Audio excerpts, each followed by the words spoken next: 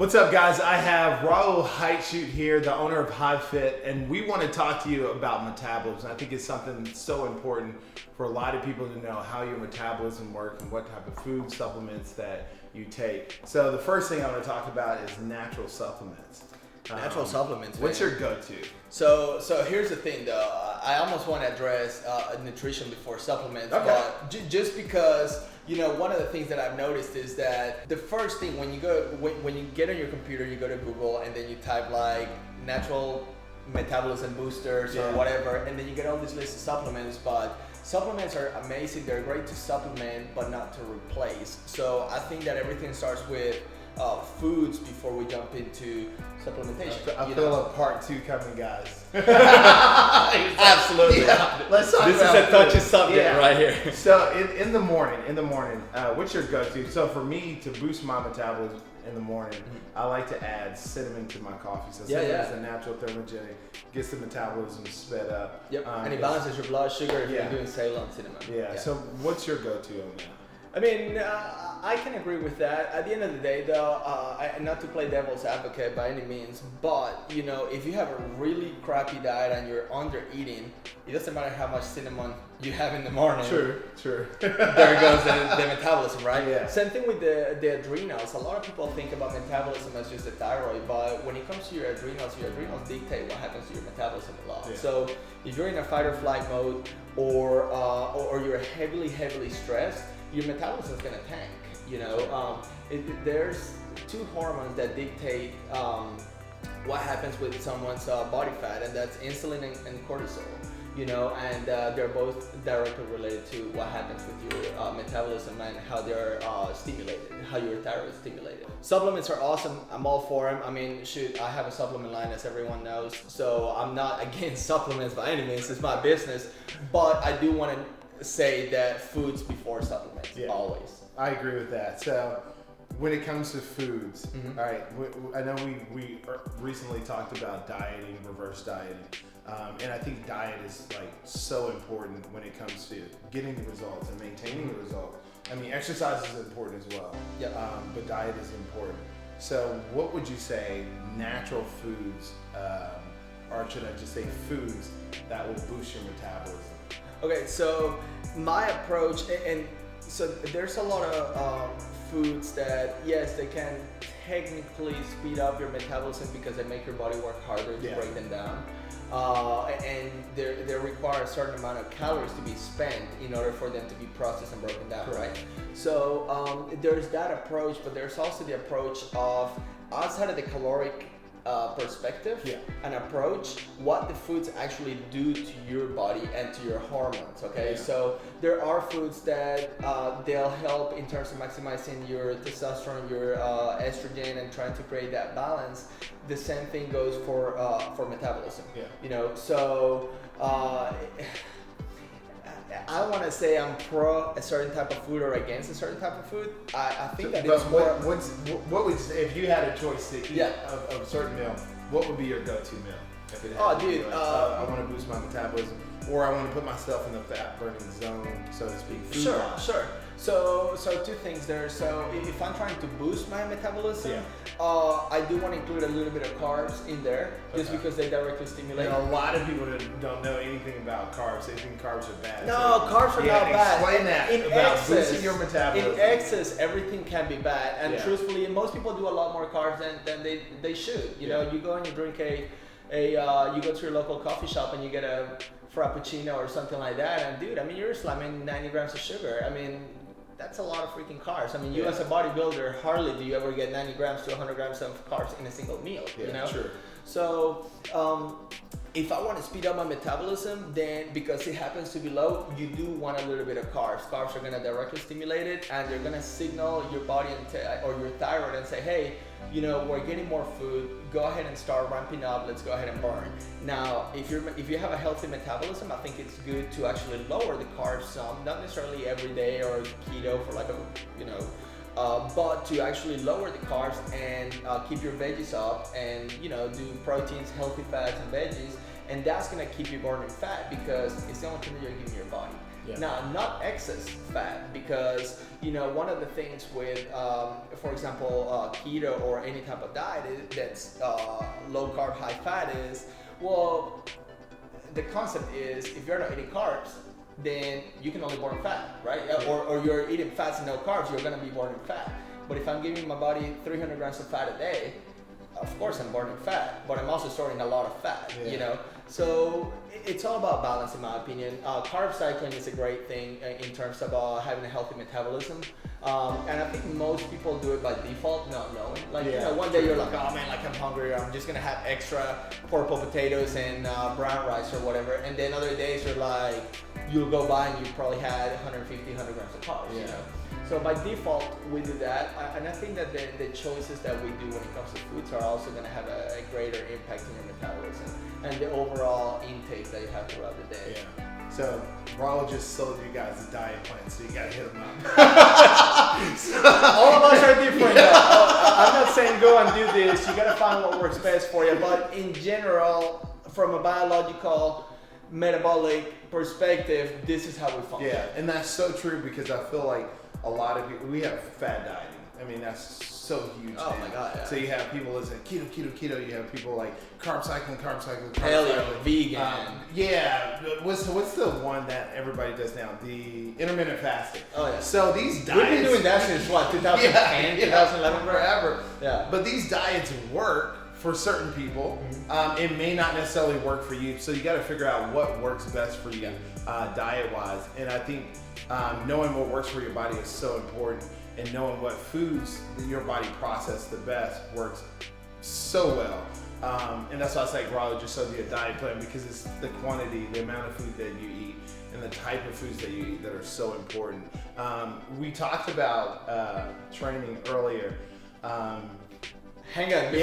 I'm moving along, man.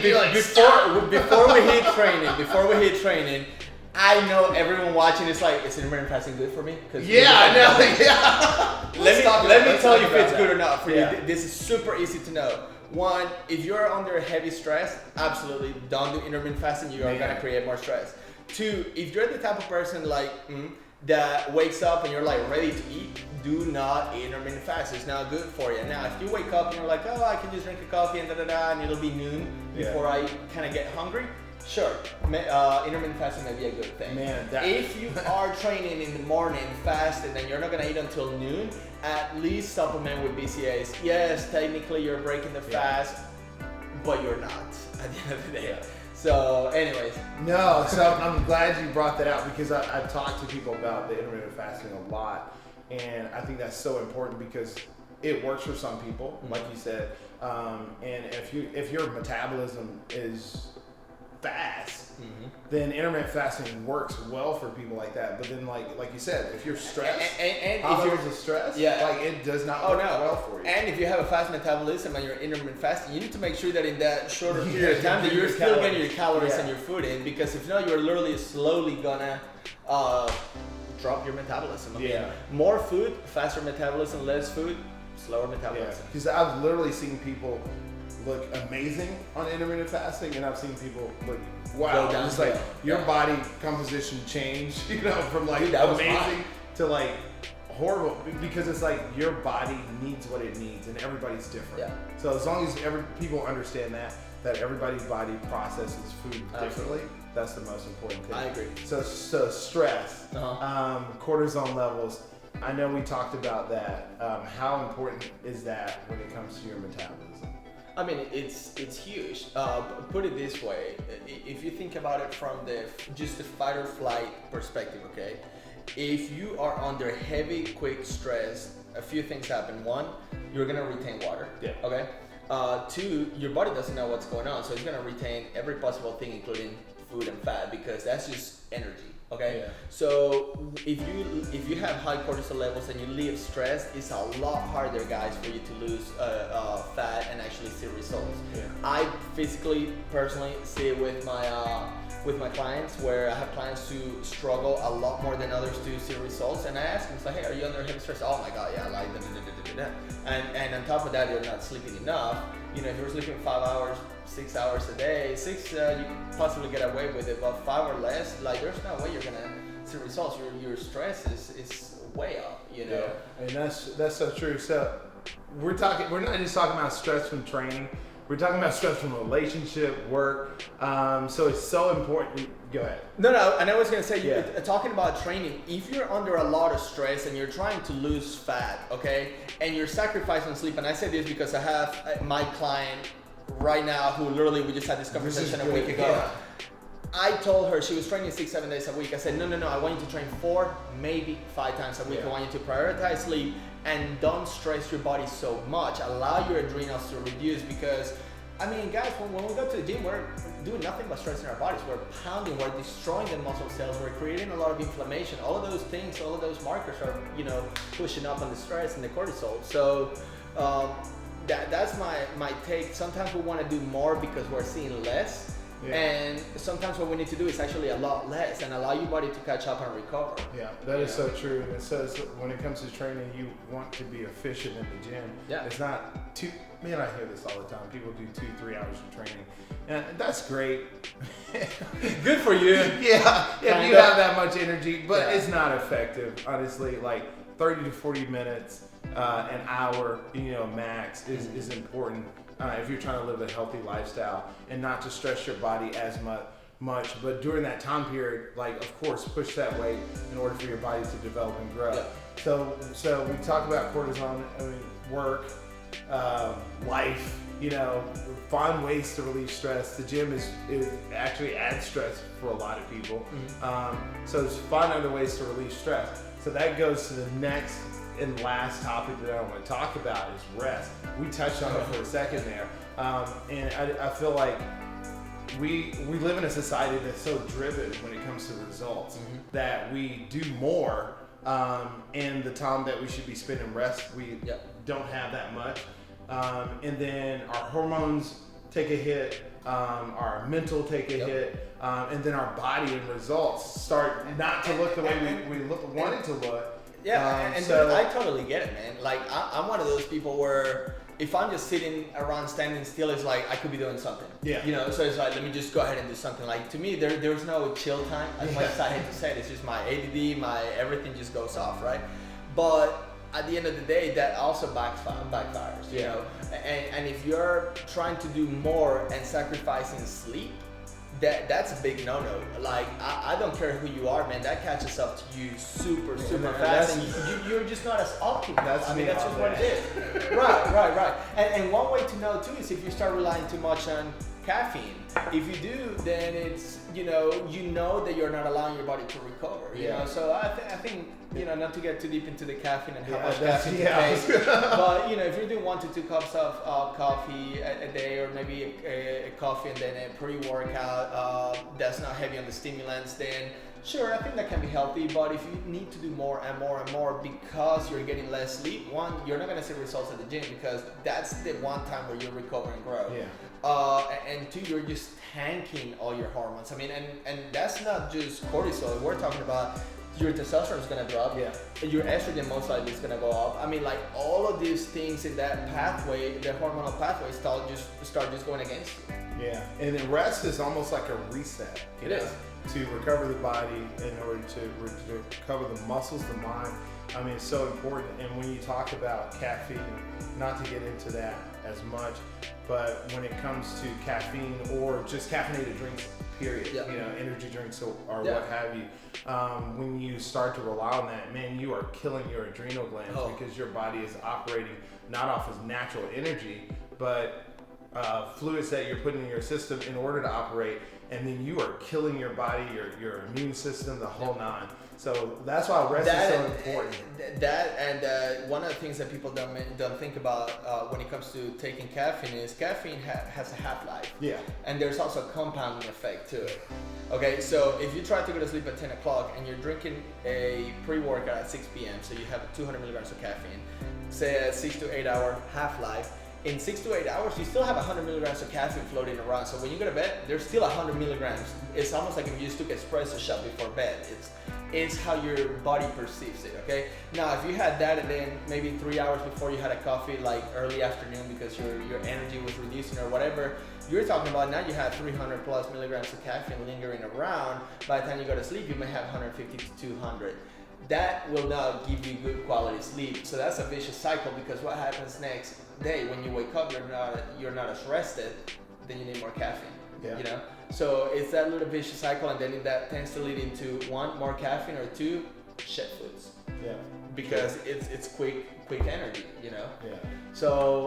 So we need to pay attention to the caffeine, and sleep is always going to be number 1, in my opinion.